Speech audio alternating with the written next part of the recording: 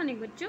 आज मैं आपको क्लास 10th नगीन प्रकाशन का प्रश्नावली 4C का प्रश्न क्रमांक संख्या 3 कराने जा रही हूँ। बच्चों इसी चैनल पर मैं आउट एंड सीके के नाम से टेंस भी सिखाती हूँ, तो आप उसको भी जाकर देख लेना और अगर अच्छा लगे तो सब्सक्राइब जरूर कर देना। देखो क्वेश्चन हमारे पास है, के मान ज्ञात कीजिए जिसके लिए निम्नलिखित समीकरणों के मूल वास्तविक और समान है। अब देखो मूल वास्तविक और समान कब होते हैं, ये देखो ये कुछ सूत्र है, आप इसको देख लो। एक तो वर्ग समीकरण है, वर्ग समीकरण होता है आपका ax² + bx + c = 0। और विविक्त कर क्या होता है, जो आपने द्विघात समीकरण में आपने सूत्र पढ़ा था ना कि x = -b प्लस में √, तो ये देखो ये जो अंदर का नंबर है b² - 4ac, यही आपका विविक्त कर होता है। इसको हम ऐसे लिखते हैं, यहाँ देखो d। तो जो d हम निकालेंगे विविक्त कर, इसमें वो विविक्त कर, अगर देखो इन्होंने क्या बोला कि वास्तविक और समान है, तो वास्तविक और समान कब होता है, जब ये जो d है यानी विविक्त कर 0 के बराबर होगा, तभी वास्तविक और समान होगा, है ना। तो हमें खाली इन्होंने k का मान पूछा है, k का मान निकाल लेते हैं। तो सबसे पहले तो देखो आप यहाँ लिख दो कि a की वैल्यू, b की वैल्यू और c की वैल्यू, सबकी वैल्यू लिख दो। यहाँ पर हमारे पास देखो हल लिख दो, आप इसको क्वेश्चन को फिर से लिख देना यहाँ पर, है ना। तो a का मान कितना है, जो x² से पहले है वो सब a का मान है, 12 हो गया। b का मान है आपके पास, ये देखो ये 4k हो गया। और c का मान हो गया आपके पास 3, ये c का मान हो गया। विविक्त कर का फॉर्मूला होता है आपका b² - 4ac, ये आपका विविक्त कर का फॉर्मूला हो गया। अब इसको विविक्त कर में रखते हैं ना, यानी b की वैल्यू कितनी है 4k और उसका ये देखो स्क्वायर -4, a की वैल्यू है 12, c की वैल्यू है आपकी 3, मल्टीप्लाई कर दो इसको। 4 4 जा होता है 16, तो यहाँ हम लिख देंगे 16।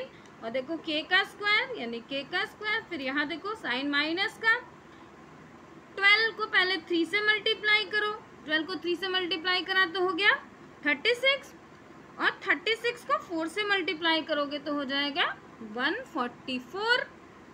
अब यहाँ इसको देखो k² है ना, k² को बाहर कर लेते हैं। जब k² बाहर हो गया आपका, तो ये वैल्यू आ गई 144। देखो ये 1 यहाँ = अगर आप 0 कर दो, पहले एक बार और लिख दो इसको, है ना। 16k² = ये माइनस का नंबर इधर आ गया तो प्लस का हो गया, यानी 144 हो गया। अब k² = 144 अपॉन में 16, कट कर दो इसको, देखो डायरेक्ट एक ही बार में कट कर दो आप। 16 1 जा 16 और 16 9 जा होता है आपका 144। आप सिंगल भी काट सकते हो, 2 से काट दो, है ना, किसी भी नंबर से काट दो। मैंने डायरेक्ट काट दिया, टेबल आप याद कर रहोगे तो डायरेक्ट कट जाएगा, है ना।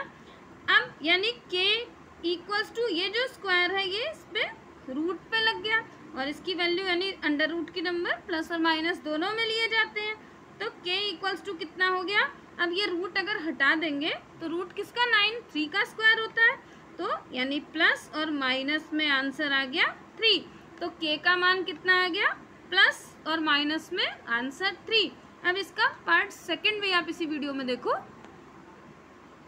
पार्ट सेकंड है हमारे पास kx² - 5x + k = 0। इसमें भी सबसे पहले देखो a का मान लिख दो, a का मान जो x से पहले है वो a का मान हो गया, यानी k a का मान हो गया। b का मान हो गया -5, यानी ये देखो, और c का मान हो गया आपके पास k, ये c का मान हो गया। अब विविक्त कर यानी d बराबर होता है b² - 4ac, वैल्यू रख देते हैं। b की वैल्यू कितनी है -5 और उसका स्क्वायर हो गया -4, a की वैल्यू हमारे पास है k और c की वैल्यू भी हमारे पास है k। सॉल्व करो, देखो माइनस जब -5 को 2 बार मल्टीप्लाई करेंगे तो माइनस खत्म हो जाएगा और आंसर यहाँ पर आ गया 25 प्लस का। ये देखो ये -4 और 2 k थे तो k² हो गया। अब k² ये देखो = 0 है ना, ये 0 = चाहे इधर मान लो चाहे इधर मान लो, तो वैल्यू हो गई आपके पास, इसको रूट के बाहर कर दो, यहाँ इसको ऐसे ही रहने दो, इसको बाहर कर देते हैं। देखो ये हो गया आपके पास माइनस का 4k² और ये 25 प्लस का है ना, दूसरी साइड भेज दिया तो हमारे पास, इसको हमने वैसे ही रहने दिया, इसको दूसरी साइड भेज दिया तो ये माइनस का प्लस का था, इधर आ गया माइनस का हो गया। अब k² इक्वल्स टू, यहाँ देखो माइनस का 25 और अपॉन में माइनस का 4, माइनस से माइनस का साइन कैंसिल हो गया तो k की वैल्यू आ गई यहाँ आपके पास। अब ये स्क्वायर इधर लग गया तो रूट में नंबर आ गया, 25 का स्क्वायर होता है आपका, ये आपका देखो 25 और नीचे हो गया 4, प्लस और माइनस दोनों में हो गया।